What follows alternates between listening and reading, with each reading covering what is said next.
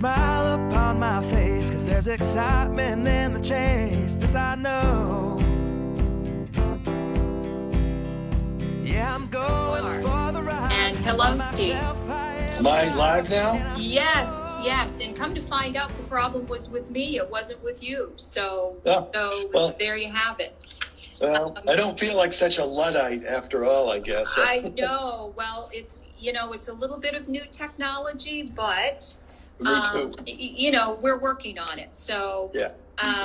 Well, anyway, thank you so much, Steve Hewins, the Executive Director of Hospitality Maine Education Foundation, and we really do appreciating you hopping on here with me today. My name's Denise Keniston, and I'm a new member of Hospitality Maine, and maybe we could do a little bit about that before we wrap up. But for now, there's a lot of folks out there who are wondering what the new CDC regulations are as it relates to hospitality. And is the state of Maine following in lockstep? And what's that going to mean for restaurants? And then, of course, a lot of folks didn't go to Maine last year, and there's what we consider to be a pent-up demand. So maybe you could start with what the mask regulations are and what folks can expect. Well, essentially, they removed all regulations pretty much. As of May 24th, which is Monday, there'll no longer be mask requirements inside or outside at restaurants and hotels, many other establishments too, but I'd focus only on our industry. There are also no capacity requirements, no minimum occupancy levels, and social distancing is gone. Essentially, everything goes away. And the state itself, there was a conference call yesterday, both by Dr. Shah, but most particularly from Commissioner Heather Johnson, who's been overseeing all the regulations for the last 15 months. She basically said they're going to remove all the regulations completely and only follow the federal CDC. So essentially, I guess we're open for business pretty much as it was pre-pandemic now. One thing I would add is that businesses themselves can put their own regulations in place if they wanted to. For some places may still wish to have people wearing masks in the public areas. I've heard of some that would want to do that, and they would be allowed under the law. There is no restriction on having your own in your private entity, but the state's not going to require it anymore. So if, I were to go out up in Maine anywhere this weekend and I could just walk into a restaurant without a mask on, sit down just as normal, there's no 6-foot distancing, none of that. So it kind of just sort of happened kind of quickly. I guess it didn't, but in a way it feels that way, doesn't it?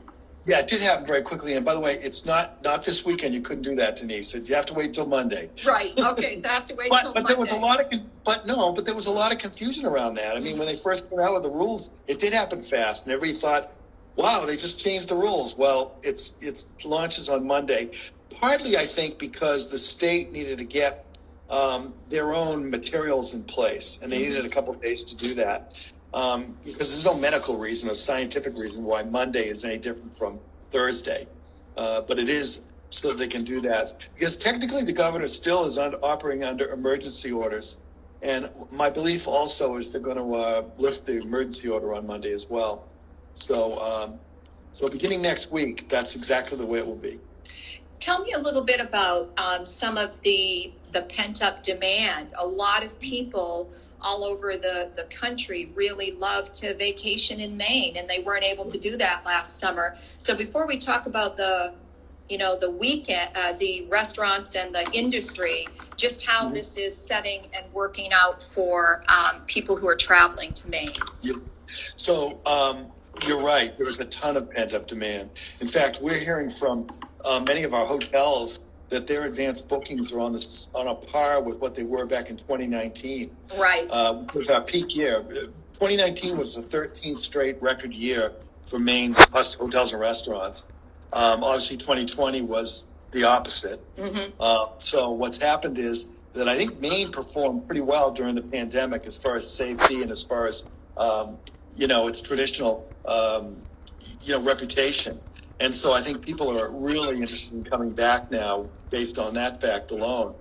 So I would say if anybody's outside of Maine thinking to come to the state this summer, make your reservations now because they're getting full fast. And the traffic, I mean, not to discourage anyone, but the traffic's going to be up, and so people have to plan ahead. Yeah, they should. Anytime you go to a place that's really in desire like Maine, you want to travel outside of the traveling time that everybody else is coming here. So Right. I would try to do that. But a lot of the less traveled parts of Maine are probably the best chance for you to really explore the state maybe in a different way, especially if you've been here before. Look to some of the further up the coast, past Bar Harbor, into the down east area, or up in the mountains. A lot of renewed interest in those places, but not as many people. It really is true. We think of Maine and lobster, and that's kind of how Maine has been branded. But the mountains and the lakes regions, that's a great suggestion. Somebody is saying, where would you recommend going in terms of a hotel or a restaurant for a weekend? You probably don't want to, show any favoritism. But if you had, one basic area, you were talking about the mountains. And me as a native Mainer, I'm thinking, maybe the lakes region would be a nice place to check out. Yes, I mean, it's you're right. I mean, we represent 1,300 restaurants and hotels across the state. All are equally good. No, I'm only joking. But seriously, it's hard to recommend one place. I think personally, I love the beach places like Ogunquit, Kennebunkport, and things like that. I love going up to Acadia and all the areas around Mount Desert Island. So there's a bunch of different things. This is the thing, is that everybody's up in their game now, really try to restore, sort of the things we lost last year. Right. One of the biggest challenges we have right now, frankly, is hiring people, because that's the other thing, is that, a lot of people got laid off during the past year, and, we're trying to get them to come back. We've got a big campaign on now to try to remind people that aren't in the industry to come on back, because frankly the jobs are paying better than they ever have. And how are is the minimum wage, and there's been some issue about tips and stuff. Could you tell me a little bit about that? Sure. First of all, minimum wage exists, but in this state people are paying way above minimum wage for anything, just because they need people. So people with experience are getting paid really well, and even with non-experienced. As far as the tips and that sort of thing, that was the big issue for us. It's called the tip credit, and what that is that businesses can pay servers half of the minimum wage as long as their tips amount to more than the minimum wage. Now the reality is the servers themselves didn't want that to change. There was a referendum passed in Maine where that was eliminated, but all the servers rose up in arms because they wanted that tip credit because they make so much more money with tips. Right. It's kind of a complex issue, but it was a fundamental issue for restaurants and employees in restaurants, and so that issue was solved. We were able to get it replaced, and I worked as a restaurant server in college. I mean, you can make a lot of money in just a few hours if you know how to treat people well. I worked at the Good Egg Cafe in Portland. Do you ever remember the Good Egg Cafe? Oh, I do remember that place. I did. I so did. So I grew up on Cape Cod, and I worked down there on the Cape. Yeah. So old restaurant folks here at hand. Well, yes. I'm wondering, do you have any numbers on, how many restaurants closed, just didn't make it? And Yeah, well, many. There were a number of them. I mean, last year, hundreds, literally, gave up we know because they gave up their food and beverage licenses. That's the only way because, people don't send out press releases when they're closing their restaurant. Right. They just kind of, all of a sudden, are dark.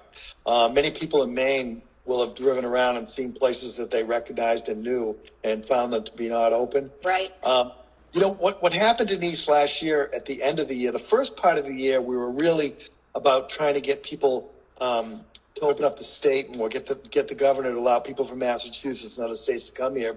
But toward the end of the year, we were really focused on getting the industry money from the COVID relief funds from the federal government. Right. So a lot of restaurants, mostly restaurants, but also hotels, got a lot of money at the end of the year that allowed them to what I term hibernate for the winter. It basically went underground. Unfortunately, they laid off all their people, but they paid the lights and the rent and kept their business operational, but it was dark. It was not even open. They're all starting to emerge now, like I say, from out of their holes for the winter and into the spring and the summer. And so we don't know how many are going to come back. Many are coming back, though, with different formats, too. What they did previously doesn't work anymore. So now they got a new restaurant theme or a new operating model. And so we're seeing a lot of that. So in addition to the ones that made it through the pandemic, the ones that closed down and are coming back might look different or might try their same model. But the biggest issue really is getting their people back. And that's what's really the stumbling block right now. Right now, yeah, is getting people. So I think if I read into that, the new model might actually include restaurants that didn't previously think of themselves as being good at takeout, for example. That's the obvious one. That they actually, I think, upon coming back, that could be an additional revenue stream for them that they didn't end up having to do previously, but they probably got very good at it. And maybe even the consumers may want to do still like a drive up or a drive through to get their food. I think a lot of people found that convenient too. Yeah, both excellent points, Denise. Right on target. A lot of restaurants not only didn't do it well, they didn't even know how to do takeout. Right. They literally weren't set up to do takeout. And so, and many of the fine dining restaurants really couldn't do it anyhow, because part of the whole experience is being there and being served and being the courses served a certain way. So some places couldn't even do takeout at all. But we also found out that customers really adopted the takeout model or the curbside or the deliveries, whatever it took. They took to it during the pandemic. So many in the industry, myself included, believe that model remains. And I think it's going to be a situation where consumers are going to, experience restaurants multiples of different ways. Not only just the obvious takeout and dine-in, but also different types of service models, maybe not a full service with waiters and waitresses, but, a counter service, but still upscaled food and that sort of thing. We're going to see a big evolution in this industry and, new technologies, ordering systems that people install. Many of you may have noticed that during the pandemic, some restaurants improved their model, their ordering systems. Right. They acquired technology that created really good, slick ways to order online, and you could rely on the food to be ready when you got there, versus how it might have been haphazard previously. That's right. So, yeah, you got to be on your game in this business because the competition is fierce and everybody's trying to find the right path for themselves. What is your membership? You speak with them every day, different members at different times. What is the feedback that you're giving? I mean, we've heard this all in the news that getting people to do the work, that's going to be tough. How buoyant are they feeling in terms of what kind of a summer this is going to be? Well, there's an incredible amount of optimism for the summer. I mean, there's no question about it. I was at a hospitality scholarship dinner the other night. One of the first times really has been an open event with under a tent, but it was a big crowd. And the people I spoke to in the hospitality business, restaurants and hotels, were really exuberant in how excited they were about the season coming up. And like I said earlier, the advanced bookings is the best determinator of that. Right. And weddings too. That's the other thing that's come back with a storm. I mean, some of these places, people didn't get married last year or couldn't, but they're all coming back. So not only are they getting married on weekends, but people are booking weddings on Tuesdays and Wednesdays and things like that. So those are all signs of a strong, optimism. And so, I think as long as we can, don't see, the funny thing is, it's not funny. The ironic thing is the issues that we were dealing with in 2019 have returned, but for different reasons. So back in 2019, we had a shortage of employees too. Oh, And it was really driven by the demographics in Maine, which is the oldest state in the nation, number one. And so there were hotels that were not offering up all their rooms at night because they couldn't clean them. And the restaurants, some were shortening their service hours and not doing lunch because they didn't have a cook. wow. So now we've got the same issue again, but for the reasons that people have stepped away from the industry, and we need to get them back. This is the situation we are right now. Obviously, in the long term, we have to build a system where we don't go through this every year, because I think Maine's, you talk about the crowds and traffic and that sort of thing. It's true, at least during the peak times. But in reality, it's the largest private sector employer in Maine. And it's part of Maine's brand. Hospitality is restaurants, food, Right. hotels, tourism, history, culture, arts. These are all things that Maine excels at.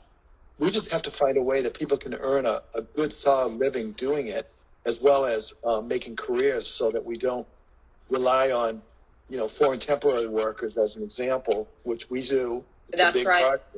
Yeah. And those guys aren't coming this year, primarily because of the pandemic in countries that don't even allow travel in or out.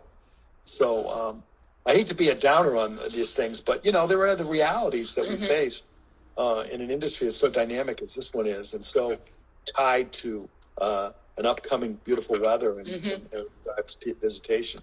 What do you think unemployment is, how unemployment is affecting this? It runs out soon. I was reading this morning that some states are pulling the $300 extra. Yeah. How will this all play on getting people back to work in the industry? Yeah, well, we know that a lot of, first of all, what you referred to, Denise, the $300 additional unemployment insurance covered by the federal government, primarily due to the pandemic. Many are saying that, that's run its course. I mean, why are you giving extra money to people unemployed when the jobs are plentiful? Not just in hospitality, but in other sectors as well. Yeah. Yeah, they're all. There may be some people that might not be coming back because they're getting that money. I think by and large, though, it's really a problem with, things that they got their kids that are not in school all the regular hours. They need daycare and things along that nature. And I think there are issues beyond just simply not wanting to come back to work. All that said, it's a buyer's market for employees, though. And what people are earning in, for traditionally low-paying jobs, historically low-paying jobs in our industry are, in some cases twice the minimum wage for jobs that you would think wouldn't necessarily warrant that. So we're going to have to find a way to bring people back, and I think that $300 extra unemployment is probably going to find a way to go away, and maybe the money gets invested in the kind of services that are needed, like I referred to help people come back, instead of just handing it that way. Right. What about the restaurant recovery funds? What has your experience been with that? Are you assisting your membership? Has anyone got any of the money? Oh yeah, there's a lot of people who've got money on that. Yeah, the Restaurant Recovery Fund was launched really just a few. It was almost booked totally after just a few days out. So a lot of people have gotten money from that. That was sort of a PPP strictly for restaurants, and it didn't have the same requirements of employment or anything. It was really pure grants from the federal government. Vital for many restaurants. Again, I think there are more that are surviving than people thought would be the case prior to this, and really what we experienced a year ago when everything was shut down. Restaurant people in general are very resilient, very adaptable. They are used to roadblocks. It's a tough business to be operating, and that money was vital, I would say. And so I know many restaurants have gotten that. I think the money's out now, so it's pretty much It's in run play. up. Yes. Yeah, I think so too. I'm Yep. curious, are you finding there is a trend? There's down here where we are, a favorite restaurant of many is actually a whole eating hall, which is called Plant City. You've probably heard about Plant City, all vegan based. There are many restaurants that are exclusively vegan and plant based. So do you see that as a trend in Maine as well, or nationwide? What is your impression of that? Here to stay, obviously, and I think the pandemic. What is the adoption of restaurants up in Maine, and what's your impression? Just basically, generally speaking. Yeah, well, I think most definitely it's a more than a trend. I suppose it's part of the future now. As far as people that are adopting plant-based diets, number one, but there are also other factors in that. In Maine, there's the local food movement is huge. So whether it be plant or animal-based food or seafood, as an example, it's all wants to be local, and that's what people are looking for when they go out to eat. I think, frankly, plant-based food is also less expensive on the menu too. So there is that potential as well as that it may not, be as costly. And I think a lot of restaurants are looking at ways to keep cost in line on food because their other operating costs have risen so much that, alternative or maybe less traditional what they've been serving opens the door for a more plant-based movement as well. Yes, and one of our viewers says, go local or go home. Urban says, go local or go home. So we agree with that. Yeah, I mean, and we even find that down here in Massachusetts and Rhode Island is the local farms are, it really is a great source of fresh food. The pandemic in some way really got us thinking about that. We want to know where the food has come from. Right. So, but lobsters are sky high right now. One of our viewers is asking why. Do you have anything to say about that, Steve? You're right. It is sky high right now. I can't really give you the real reason why. I'd have to actually talk to some folks and find out. It's a good question. I think that a lot of seafood purveyors in Maine are looking for new species to put on the menus too. It's funny about that. We're working with the Gulf of Maine Research Institute on this. Some of the species of fish that are plentiful actually out in the Gulf of Maine are actually, when cooked, taste very good, but they don't have the trendy names. And they're not like the halibuts or the cods or the things that people know. Right. So I think we're going to see more reliance on these types of things too. That and you mentioned something earlier about where the food is from. Right. I mean, that's a super common thing now on menus is to list the farm where something has come from, or in the case of oysters, which is the fastest growing segment in Maine. Many people that are probably watching now or just go out to eat know that places like Damascotta River is like the Napa Valley of oysters in Maine. And it's, there's a whole bunch of producers up there. And so we're seeing a lot of, those types of things on the menu too, where they're being sourced as well. Well, I'm thinking too, the actual acquisition of the lobsters might be higher. The gas prices for the boats, getting the help to do it. I've been thinking, all the guys, men and women, that leave out of Portland Harbor and then go out and they do their lobstering. And then, of course, we've all seen them come in at the end of the day. So, I mean, they pass on that expense that they're feeling to actually acquire. And then there's also something called green crabs. What are green crabs? Do you know? Yeah. Well, green crabs are a pest, basically. They were imported from, I think, Asia. They somehow landed in the waters around here, and they unfortunately feed on clams and other shellfish. So they are not well liked. The interesting thing is, I know the University of Maine has been studying this. Is can we cook those things and serve them? Green crabs. They're kind of they taste. I've never had one, so I can't speak to that. But apparently, it tastes very good. They're kind of tough to get into because they're kind of not super meaty as food goes. But the idea would be to capture them and basically to harvest them and try to eliminate the proliferation of these things by putting them on the menu. So we'll see if Queen Crafts can make it that far. We'll eat them to death. That's right. That might be the thing. We don't know if they're tasty, but I'm thinking about, when I was still living up there, one of the places that I loved to go was Jay's Oyster Bar and DeMillo's and out there. And then I think there's a Lobster Shack that in recent years has come in there. So, exactly. And all my family is still up in Maine because I'm a native Mainer. So I'm really glad that I'm going to be able to go out and see my family and hang out in Maine on the beaches and so on. And Urban is asking, is this the summer of the food truck? And, that's a really good question. Are food trucks big right now up in Maine? Yeah. Food trucks are super big. Yeah.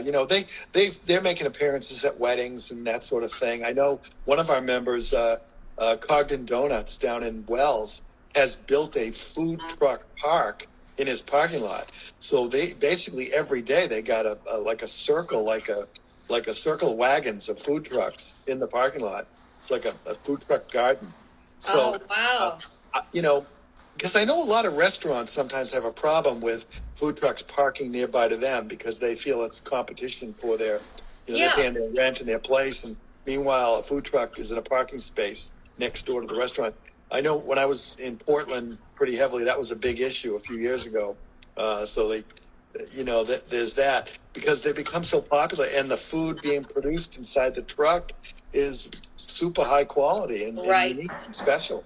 So Chef Camp Prescott has just joined. I don't know if that's someone you're familiar with. I was just talking to my brother this morning. He's up in Belfast. He's actually in Swanville.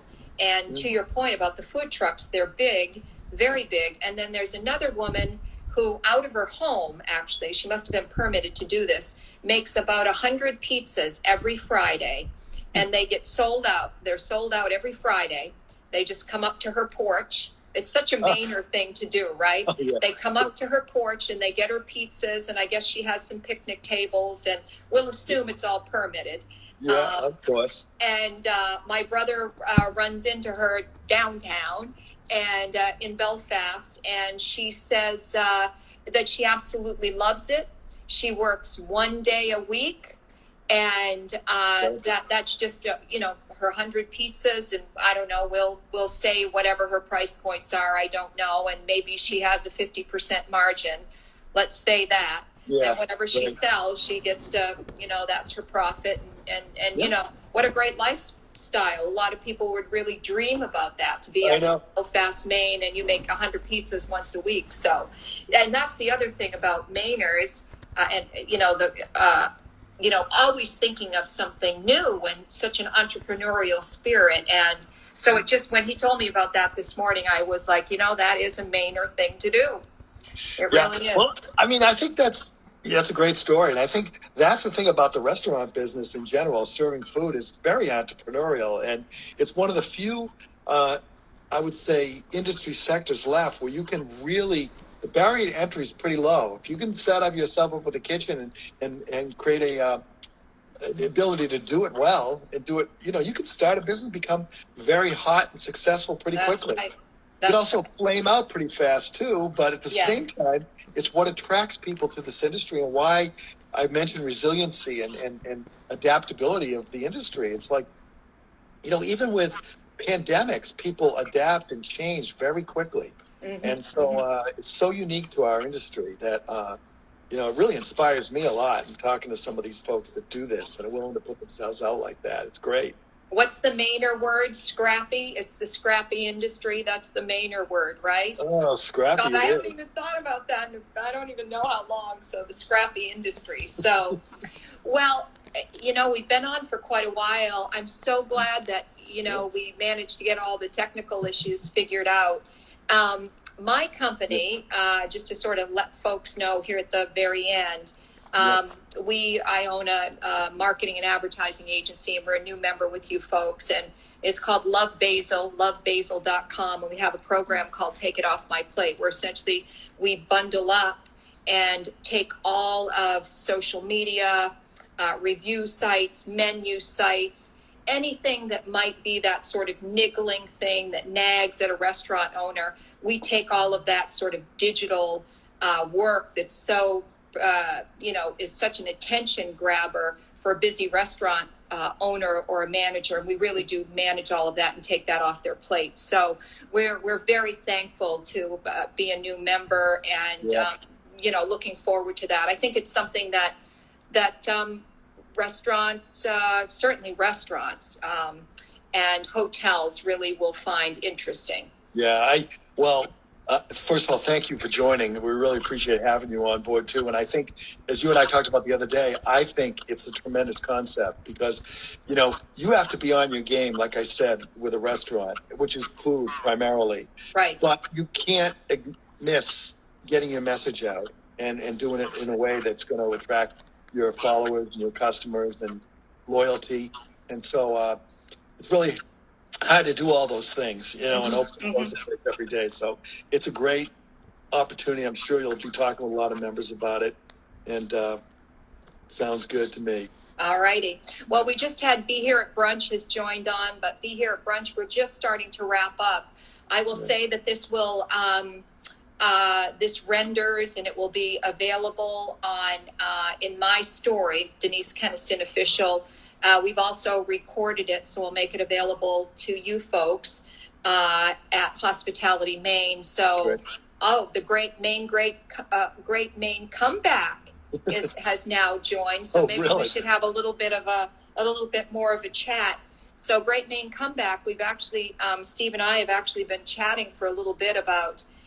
Maybe you could just sort of sum it up what we've been talking about, Steve, the pent-up demand and, some of the issues. Maybe you could just give it a wrap-up.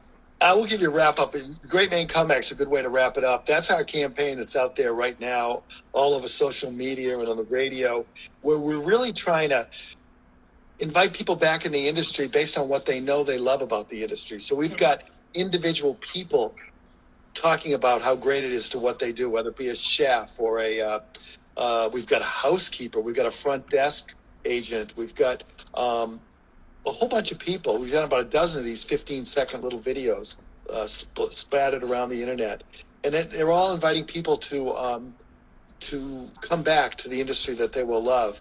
And then they pointed to the website, thegreatmainecomeback.org, and on that we've got over 300 businesses that are hiring right now.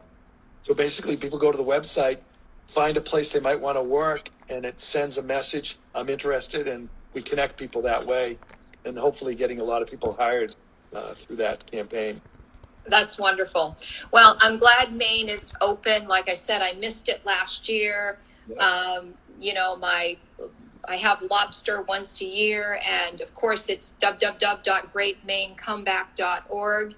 And like I said, this will be, the recording will be saved and we'll be sending it to you. So, Steve, is there anything else you want to say to wrap up? It's been a great conversation. I really so appreciate it. Well, it's been my pleasure. And no, I have nothing else to add. Just welcome. Come on back up, Denise, and we'll welcome you back with Maine hospitality.